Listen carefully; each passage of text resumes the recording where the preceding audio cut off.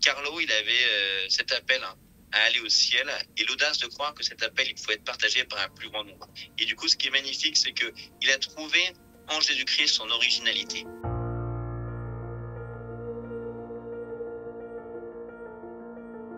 Alors, Carlo Acutis, c'est un jeune de notre génération, c'est un jeune qu'on appelle millénial, c'est-à-dire un jeune né en 1991 qui a une vie aussi brève que belle.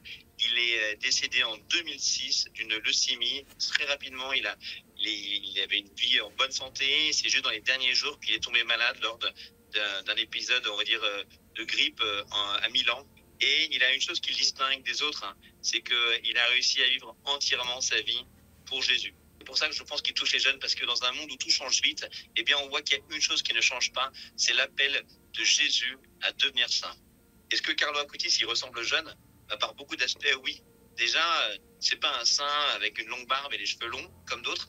C'est un saint avec voilà, un visage jeune, un visage frais, avec les cheveux un peu bouclés, un peu au vent.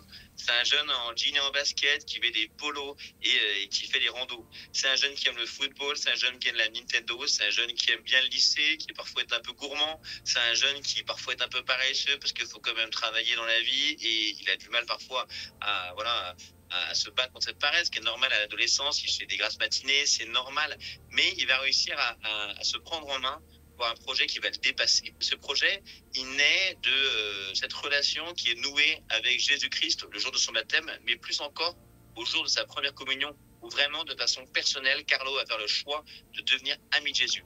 Beaucoup de jeunes font encore leur première communion. Est-ce que beaucoup de jeunes se laissent encore transformer par Jésus-Christ comme Carlo? C'est ce qu'on peut espérer. Donc à la fois, Carlo Acutis, il ressemble aux jeunes aujourd'hui, et en même temps, il est différent parce qu'il nous invite justement à la conversion.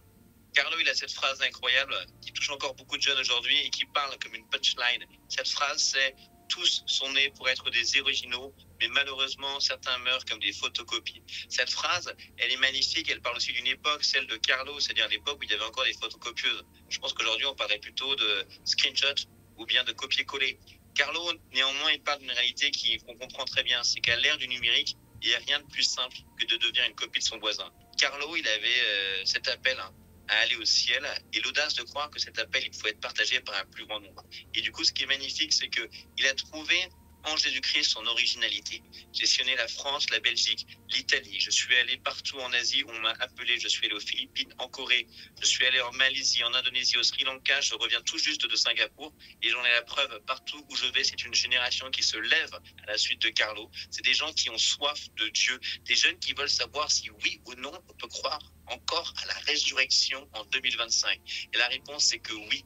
L'Église, elle est souffrante actuellement. Elle a besoin qu'une nouvelle génération se lève, comme Saint François d'Assise en son temps, pour réparer l'Église. Et Carlo Acutis, qui aimait l'Église, tout en sachant tous les problèmes qu'elle peut avoir, eh bien, il nous encourage à nous aussi l'aimer et à nous lever et à se mettre ensemble pour la rebâtir.